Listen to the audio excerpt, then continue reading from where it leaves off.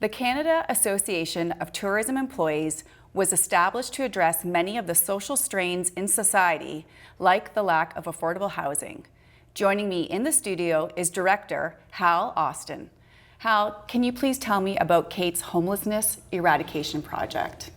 Well, Jen, I want to thank you for this opportunity to be able to let Canada know that we have seriously undertaken this project in a comprehensive way.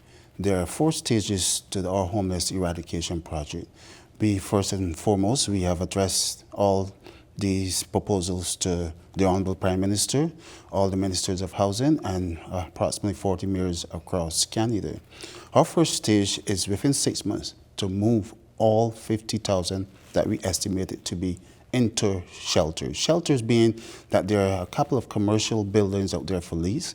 If we can get the city councils in those cities to rezone and to approve our recommendation for temporary rezoning from commercial to residential, we will move them into these buildings. That's the first stage. The second stage is to acquire a farm no less than 1,000 acres, again, across Canada. And we want to do it 10 farms, 10 1,000 acres or more for 5,000 people each. We want to be able to have these same homeless people along with the 5,000 newcomers that are available to us that just came to this country within the last year. That's really our secret weapon. To have them available now is also a prerequisite to having a success of this project.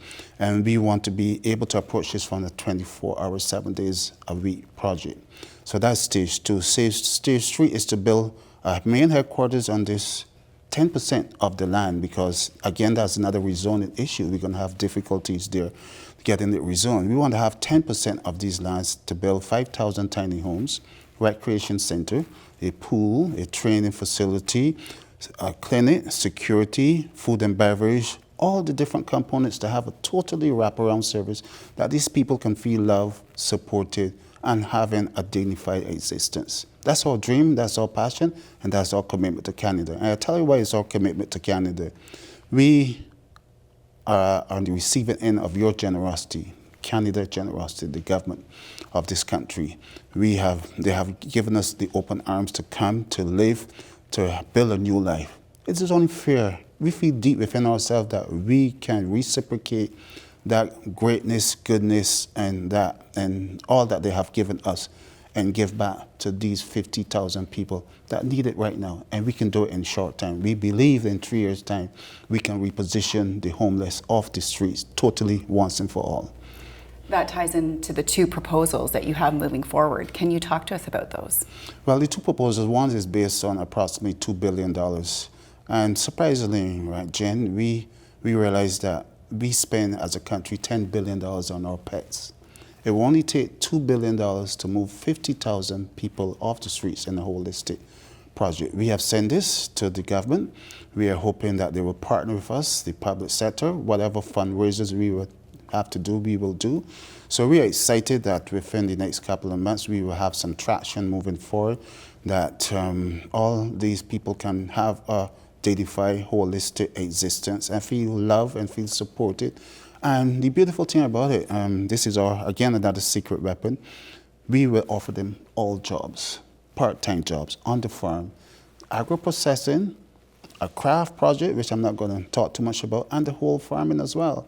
We have calculated that these projects can have an income of $500 million that can support the 50,000 workers, homeless people, give them a more meaningful existence. You have an event happening on July 28th. Can you tell us about that? That's our first fundraiser to be able to play our part in assisting Niagara Falls tourism, move up the ranks to be one of the top 5 in the world. It's a beautiful destination, and we want to be able to add some solar lights across the street, along the streets. We want to be able to have a 24-hour answering service, because people coming into Niagara Falls on weekends, it's finding it hard to find accommodation. So to that end, we want to do that, and there are another 6 attractions we want to add to the destination. And we feel that once we get the partnership with all the players in the sector, we want to be able to add value and add in a serious way to the wholesomeness and the attractiveness of Niagara Falls tourism. There is a website that people can go to, as well as a Facebook page. Why does Kate feel it's important to have a positive impact on tourism workers? For many years now, the managers and the owners were being offered the accolades and all the praise that are deserved. I'm not knocking them. I think they're worthy of it. But we find that the tourism average worker, the unsung heroes of the industry, should be recognized and should be rewarded substantially. So to that end, in October, we're having a convention for a few thousand tourism workers, and we want to be able to offer 15 categories, the top performer in that category, whether it's a chef, whether it's a housekeeper, whether it's a bar person, a substantial reward to be the top performer awardee in Canada for this year. And along with that, we have some practicum courses, things like first aid, swimming, and self-defense. We have some theory as well, along the lines of customer service excellence, critical thinking, basic computer skills. So all in all, we want to be able to empower, impact, uplift the tourism workers, and that goes on to the other subject, affordable housing. Hal, where can people find out more information about Kate? cateca.ca or our Facebook page, Canada Association of Tourism Employees.